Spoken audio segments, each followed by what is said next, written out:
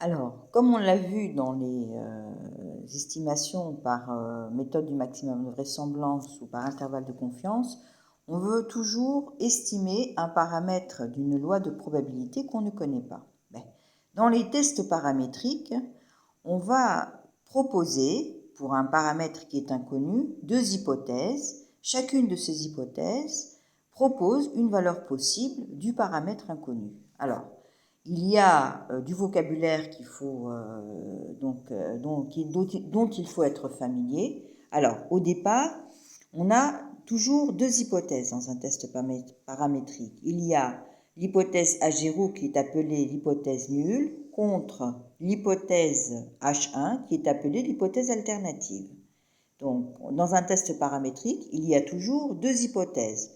Alors, l'hypothèse nulle est toujours formulée de la forme suivante. θ qui est égal à θ0. θ0 sera en fait une valeur réelle donnée. L'hypothèse alternative peut être de trois formes possibles. Ou bien θ est égal à θ1, à ce moment-là, on va parler de test paramétrique simple, ou bien θ strictement supérieur à θ0, θ strictement inférieur à θ0, et à ce moment-là, on va parler de test paramétrique composé.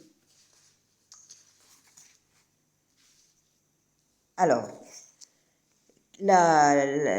l'approche donc pour résoudre un test paramétrique, ce sera de définir statistiquement parlant la région critique. Alors, qu'est-ce que c'est que la région critique? La région critique qui consiste à la zone de rejet de l'hypothèse nulle H0.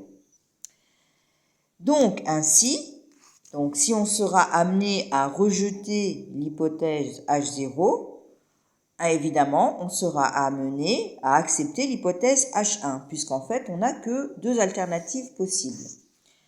Donc, la forme de la région critique dépend du type du test. C'est-à-dire, selon qu'on aura un test paramétrique simple ou un test paramétrique composé, on va avoir une zone de rejet de l'hypothèse H0 différente. La décision que l'on va prendre, finalement, va être prise par rapport à un certain risque.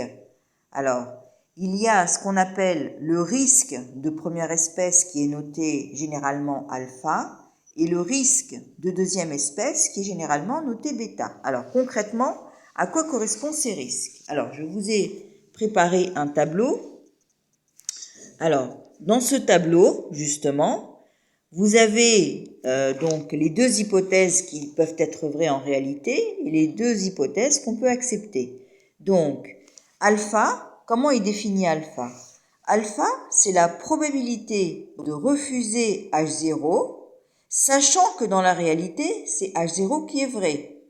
Puisque nous avons que deux hypothèses refuser H0, c'est-à-dire qu'on va accepter H1. Donc, c'est la probabilité d'accepter H1, sachant que H0 est vrai.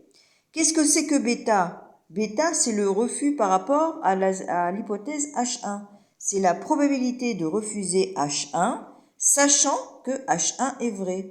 Et donc, c'est la probabilité d'accepter H0, sachant que H1 est vrai. Donc, si on résume tout ça, si on accepte H0, sachant que H0 est vrai, ça va correspondre à quoi? Ça va correspondre à la probabilité de cet événement de 1 moins alpha. Si on accepte, donc la décision est vraie, si on accepte H0, sachant que c'est H1 qui est vrai, on s'est trompé avec le risque bêta de deuxième espèce, parce qu'on a accepté H1 alors qu'il fallait accepter, on a accepté H0 alors qu'il fallait accepter H1.